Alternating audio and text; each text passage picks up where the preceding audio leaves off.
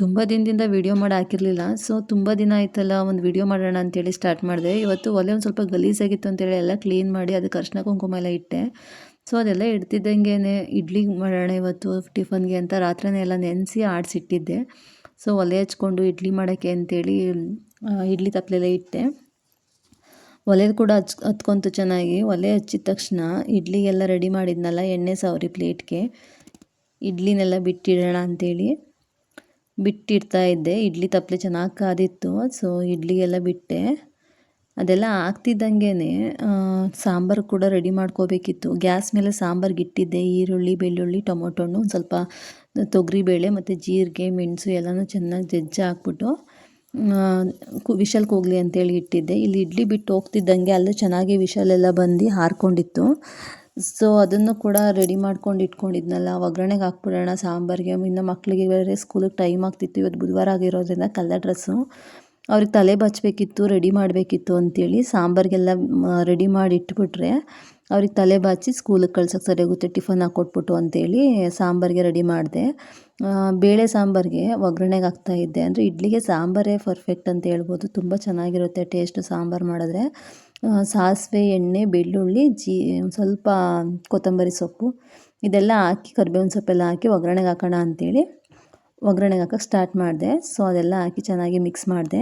ಸ್ವಲ್ಪ ಖಾರದ ಪುಡಿ ಮತ್ತು ಉಪ್ಪು ಹಾಕಿರಲಿಲ್ಲ, ಅದನ್ನು ಮಾತ್ರ ಹಾಕ್ಕೊಂಡೆ. ಮೊದಲೇ ನಾನು ಜೀರಿಗೆ, ಮೆಣಸು ಎಲ್ಲ ಹಾಕಿರೋದ್ರಿಂದ ಒಗ್ಗರಣೆಗೆ ಏನೂ ಹಾಕಲಿಲ್ಲ. ಬೆಳ್ಳುಳ್ಳಿ ಎಲ್ಲ ಮೊದಲೇ ಹಾಕಿದ್ದೆ ಜಜ್ಜಿ, ಈರುಳ್ಳಿ ಎಲ್ಲ ಕಟ್ ಮಾಡಿ, ಟೊಮೊಟೊ ಹಣ್ಣು ಎಲ್ಲ ಕೂಡ ಹಾಕಿದ್ದೆ ಮೊದಲೇ. ಅದಕ್ಕೆ ಇವಾಗ ಜಸ್ಟು ಒಂದು ಸ್ವಲ್ಪ ಒಗ್ಗರಣೆ, ಸಾಸಿವೆ, ಕರಿಬೇವಿನ ಸೊಪ್ಪು, ಬೆಳ್ಳುಳ್ಳಿ ಹಾಕಿ ಒಗ್ಗರಣೆ ಕೊಟ್ಬಿಟ್ಟು ಸ್ವಲ್ಪ ಖಾರದ ಪುಡಿ ಮತ್ತು ಸ್ವಲ್ಪ ಉಪ್ಪು ಹಾಕ್ಬಿಟ್ಟು ವಿಷಲ್ ಮತ್ತೆ ಮುಚ್ಚಿದೆ. ಅದು ಸ್ವಲ್ಪ ಚೆನ್ನಾಗಿ ಬೇಯಲಿ ಅಂತ.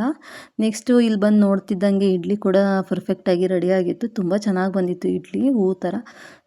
ಸೊ ಮಲ್ಲಿಗೆ ಇಡ್ಲಿ ಅಂತಾರಲ್ಲ, ಸೇಮ್ ಆ ಥರನೇ ಇತ್ತು. ಏನೋ ಒಂಥರ ಆ ಥರನೇ ಫೀಲ್ ಅನ್ನಿಸ್ತಿತ್ತು ನನಗೆ. ತುಂಬ ಚೆನ್ನಾಗಿತ್ತು. ಸೊ ಇಡ್ಲಿನ ಎತ್ಕೊಂಡು ಇನ್ನೊಂದು ಡಬ್ಬೆ ಅಲ್ಲೇ ಬಿಡೋಣ, ಒಲೆ ಚೆನ್ನಾಗಿ ಉರಿತಾಯ್ತಲ್ಲ ಅಂತ ಹೇಳ್ಬಿಟ್ಟು ಇಡ್ಲಿ ಎತ್ತದೆ.